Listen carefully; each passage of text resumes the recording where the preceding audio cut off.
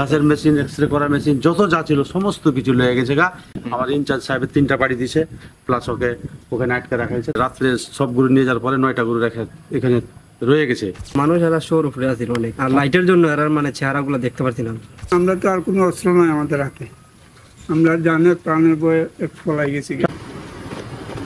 ঘটনা সোমবার দিন রাত্রে 1টার পর থেকে আমরা আসলাম বাড়ি ঘর, আমরা স্যারের আমরা ফোন দিয়ে আনা আমরা এক জায়গা তুইছি, এক জায়গা হওয়ার পর দেখা যায় এরা লোকজন বেশি, তখন আমরা এরা খুশি গিয়ে ওইটা যাবো। কিন্তু মানুষ এরা শোর উপরে আছিল অনেক, আর লাইটের জন্য এরা মানে চেহারাগুলো দেখতে পারছি না। গরু ছিল তোমার 47টা, বেড়া ছিল 83টা। রাইতে 1টার সময় চারা ফার্ম দিয়েছেন যে এখানে আমাদের এখানে বহাল অবস্থা, আপনারা যারা শ্রমিক আছেন আমরা আসেন। আইলাম, আইয়া দাঁড়াইলাম, দাঁড়ানোর ঘরে দেওয়া যায় যে এইভাবে ঢুকতেছে যে অতুলনীয় মানুষ, লাইটের প্রকাশ বেশি। তখন আমরা তো আর কোনো অস্ত্র নয় আমাদের হাতে, আমরা জানে প্রাণের বয়ে পলাই গেছি। আমার ইনচার্জ সাহেব ছিল, যেখানে আমার বসের আপন আঙ্কেল, উনি আমার সাথে ছিল। উনি আমরা দুজন থাকা অবস্থায় আমাদের শ্রমিক যারা ছিল সব শ্রমিককে আমি উপস্থিত করছি যে এরকম ব্যাপার আমাদের এখানে আক্রমণ হতে পারে। তখন আঙ্কেল কইল কোনটা, যে আমাদের বসকে আমি ঢাকাতে ফোন দিলাম, তো কইছে তোমার লোকজন লিয়া তোমরা এখানে দাঁড়াও। লোকজন দাঁড়ায় গেলাম, দেখলাম যে আমরা ওখানে গেছি আমরা গরুর সামনে।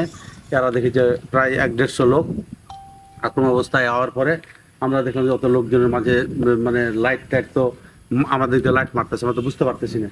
আর আমরা প্রথমে এসেই কিছু কিছু আমাদের শ্রমিক পিছনে হেঁটে গেছে। আমরা যেমন যাইছি, আমার কাছ থেকে মোবাইলটা ধরে লইছে, লয়ে একটা বাড়ি মেরে হাতটা মুচার দিয়ে দিছে। এইটা বাড়িটা লাগেনি, কিন্তু হাতটা মুচার দিছে।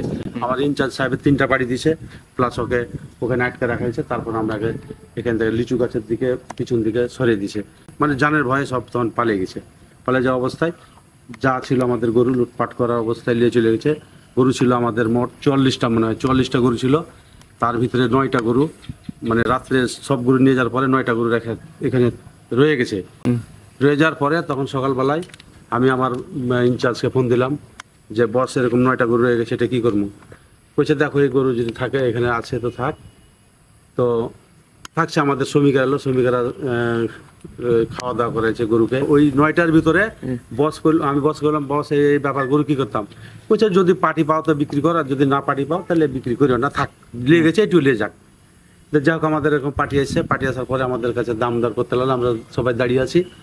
বসকে বললাম যে বস একটা গরুর দাম কইতে এত টাকা। কইছে না এত দেওয়া যাবে না, এই দাম হলে দাও।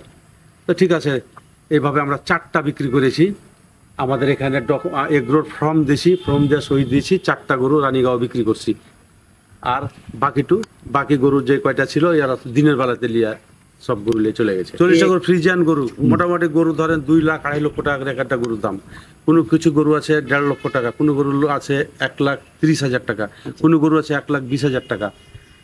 এটা ব্যতীত আমাদের এখানে গরুর খামারের ঘাস কাটা মেশিন, গরু কিরার আমাদের দুধ দোহায়না মেশিন, তারপরে আমাদের লাইট ফ্যান 75টা ফ্যান লাইট, তারপরে গরুর খাবার 2 লক্ষ টাকার গরুর খাবার, আর আমার পাওয়ার টিলার, তারপরে আমার কৃষি কাজের যতগুলো আসবাবপত্র যা যন্ত্রপাতি সব ছিল, গাছের মেশিন, এক্সরে করা মেশিন, যত যা ছিল সমস্ত কিছু লয়ে গেছে গা। প্লাস আমার বিল্ডিংয়ের এসি, ফ্রিজ, টিভি যা আছে যাবতীয় সমস্ত কিছু, মালটার ফল টল সব ফিরে লেগেছে, পিয়ারার ফল টল সব ফিরে লেগেছে, কিছু কমলা গাছ ফিরে লেগেছে।